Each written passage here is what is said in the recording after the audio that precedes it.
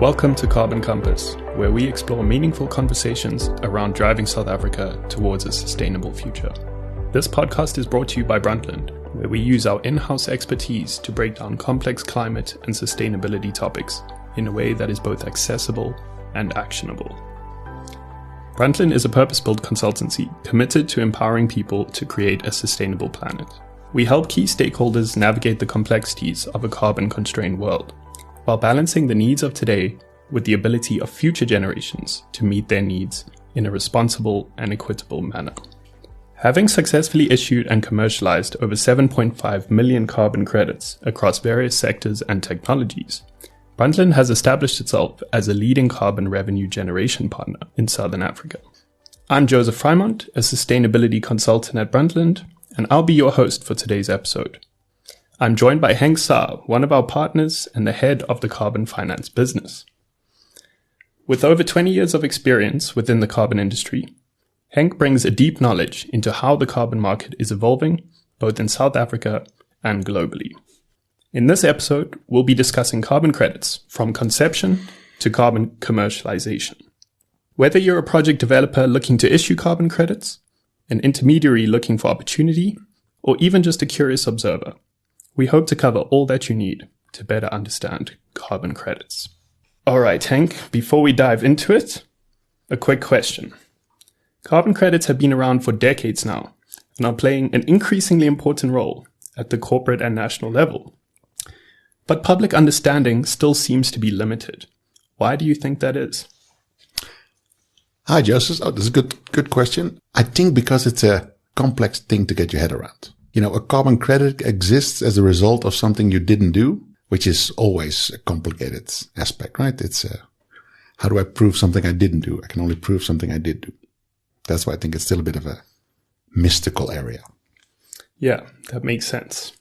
Well, with that in mind, let's dive straight into it. Henk, before we start, could you remind us again what carbon credits actually are and how they support climate action? Yeah, so a carbon credit, in my mind, is the difference between greenhouse gas emissions before your intervention and after your intervention.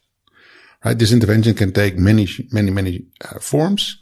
But if you have emissions before you do something and you have emissions after you made your intervention at the same activity level, that's where you can claim carbon credits in that gap. Obviously, these carbon credits are then used as a credit, right? In the same fashion as they would in the financial world, to offset an expenditure, or in this case, emissions somewhere else. And as a result of that, they represent the value.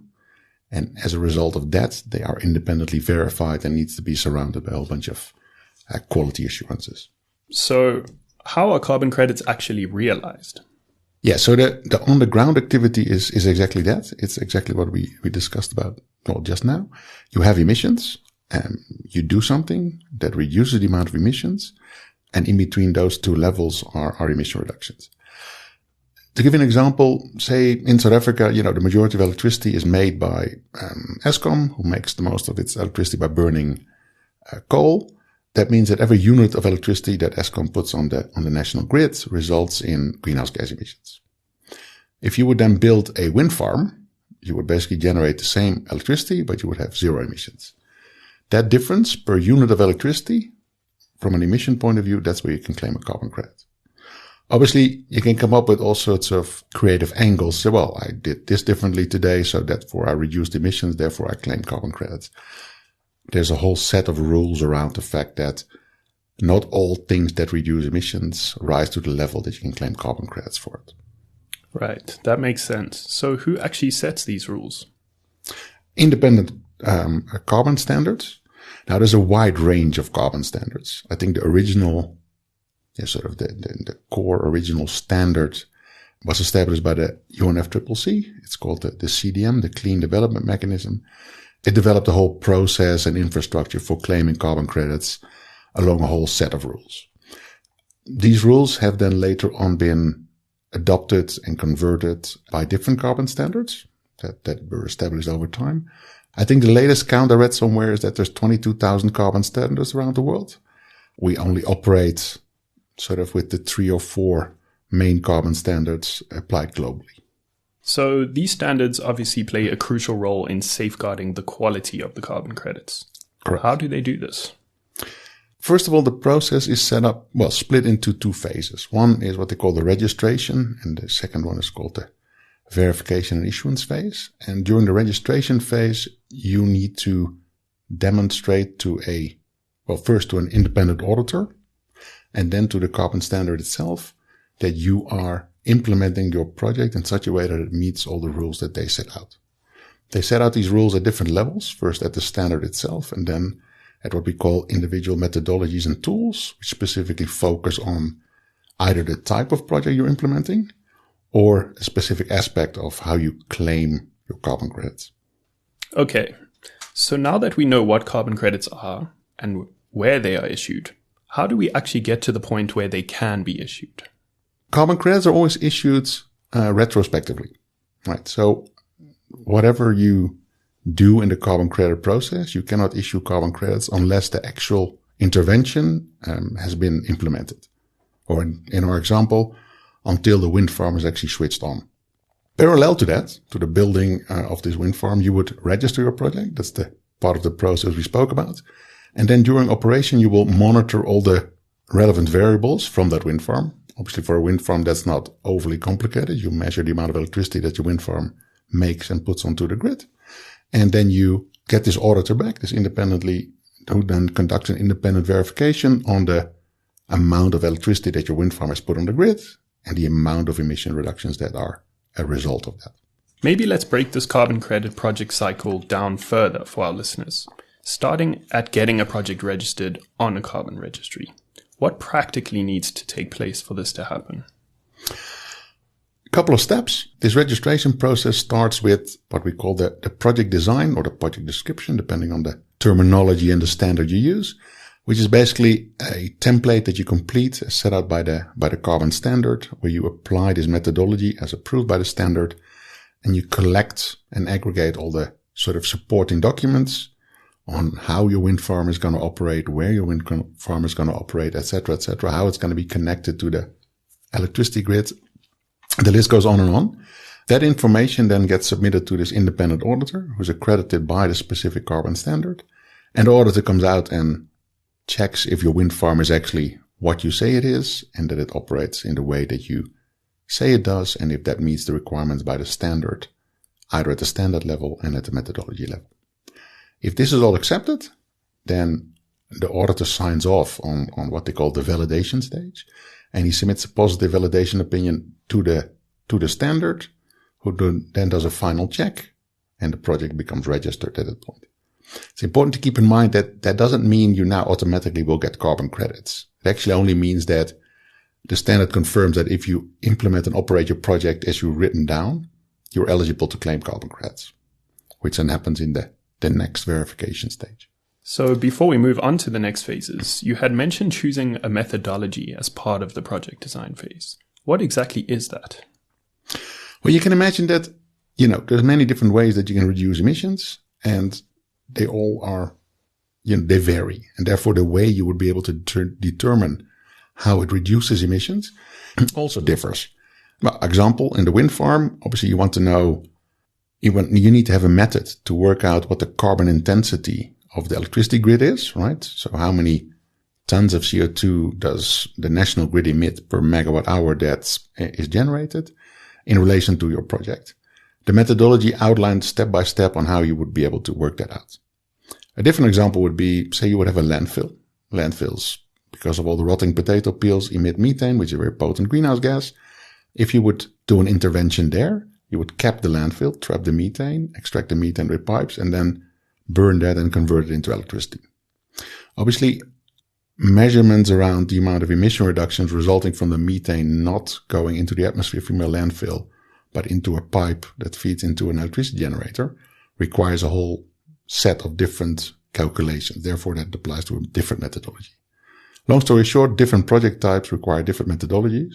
There are about 200 methodologies approved under the main standards worldwide, and they cover the vast majority of emission reduction activities that you can think of. Great. Okay, so now that we have a registered project and it has been vetted and approved by these carbon standards, what happens next? So once the project is registered, it needs to operate, right? We can only claim carbon credits retrospectively. So the project itself needs to operate for a certain period of time to generate a theoretical amount of carbon credits, reduce a theoretical amount of emissions. Once that volume has gotten to a substantial enough size to carry the cost and effort of all the verification activities, we, on behalf of the project, would put together what they call a monitoring report, which uses the methodology and the project description as a starting point to work out, based on the actual monitored information, how many emissions have been reduced over a specific period. That documentation gets submitted to another auditor, also independently appointed by the carbon standard. He comes out and checks if indeed we've generated this amount of emission reductions. He would check, okay, you say X amount of electricity has been put on the grid by our wind farm. Let's go have a look at that electricity meter and see if it actually says what you say it says. Once he's satisfied that you've actually worked it out in the correct manner, in accordance to what you promised in the methodology or promised in the PDD in accordance with the methodology, he then goes ahead and signs off on this verification report. The verification report and the monitoring report then get submitted to the standard itself. They do a final check. And if that's successful, or if they're okay with the outcome, they issue you the carbon credits into your carbon credit bank account. From there, you can trade them like any online commodity. Interesting. This seems like quite a rigorous process. How long, in your experience, does it take before credits can actually be sold? So we normally work on about 12 months for the registration phase, but we've done it substantially quicker. I think the quickest we ever done it was in 4.5 months, but that's more the exception than it is the rule.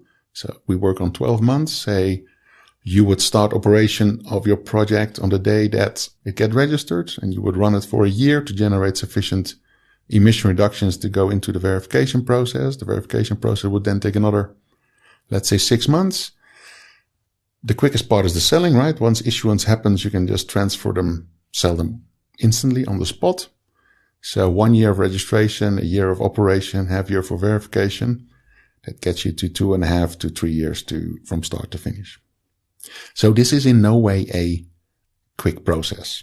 Obviously, after that, following verifications happen quicker because you don't need to register and you operate while you're doing your first and second verifications. All right, that makes sense. So along this process, what sort of costs can a project developer expect to incur to realize these carbon credits? We always look at it there's 3 cost components. One, there's the carbon advisor. That would be our cost in this case, right? The people that write the project description, that populate all of the sections in the template, that adhere to the methodology, that provide all the calculations and background information to the auditor. That would be the second part of the cost, the independent auditor or DOE or VVB, depending on the standard and the type of acronym. Those costs, they come out, they do an independent audit, either at the validation or the verification state. They cost money. And then the standard itself. The standard itself has 2 types of costs.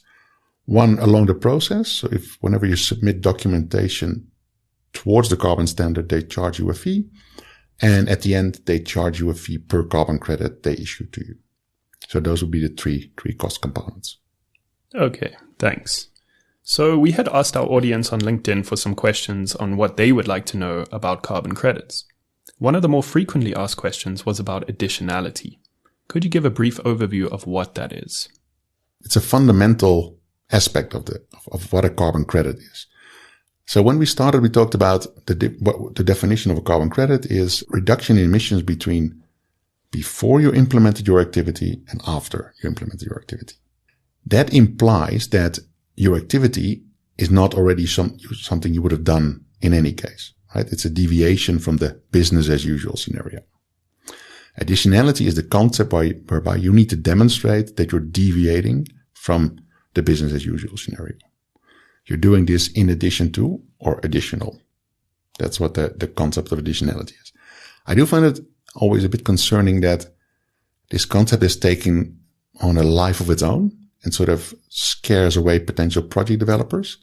There's many different routes to demonstrate additionality. First time a technology is used in a specific country, which would be a deviation from a business as usual scenario, etc., etc. Most project developers diverge towards what they call financial additionality. which means that it's a diversion from your business as usual if you would invest in a project that is loss-making. Obviously, project developers are not in the business of making losses. Hence, they tend to shy away from that kind of additionality understanding. Are there any other key things that our listeners should be aware of regarding carbon credits and project development? The most important part is to not leave it too late. All of these other aspects can be managed. Okay, they're not risk-free, but they can be managed. What you cannot do is leave it too late and try to retrospectively claim a carbon credit project.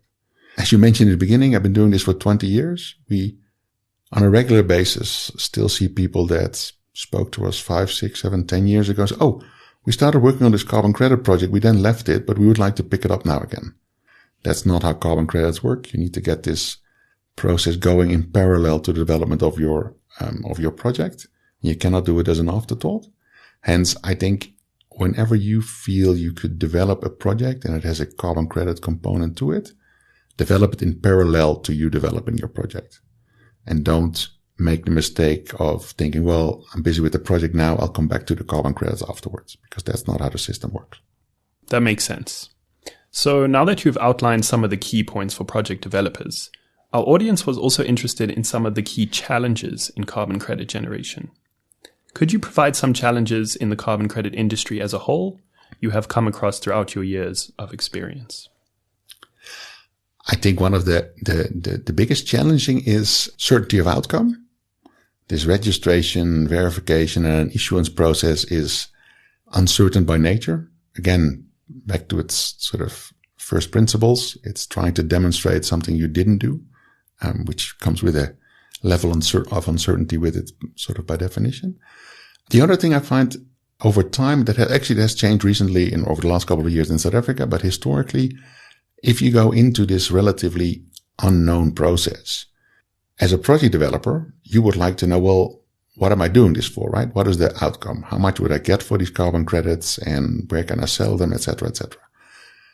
The carbon credit price globally, and until relatively recent locally, was all over the map. It was very high, it was very low, and anything in between. That makes it very difficult for a project developer to make a decision based on a sort of forward price curve. Because it could be that by the time these credits come out, they're worth for virtually nothing. Or it could be the other way around. It could be worth a lot. In South Africa, since the introduction of the carbon tax and the fact that you can use carbon credits to a certain extent as offsets against the amount of emissions of which you have to pay tax, and the fact that the tax rate is legislated into the future, that creates a more predictable forward price curve. And therefore that main challenge that you see globally, you don't have so much at this moment in time in South Africa, which is a good thing, which also gives, rise to a growing market at this moment in time. So before we close, we know that there are some concerns around the validity of carbon credits and how effective they are as emission reduction strategies. What might be some of these concerns, and do you think there's any truth to them? I think there's truth to them. I think that the main concern in the market in that sense is the quality of the carbon credits, in the sense that, are these real? Are these not an overestimation of the difference between my business as usual emissions and my emissions after my intervention? Are they actually different between my business as usual emissions and my project emissions, or are these the same? In other words, is the project not additional?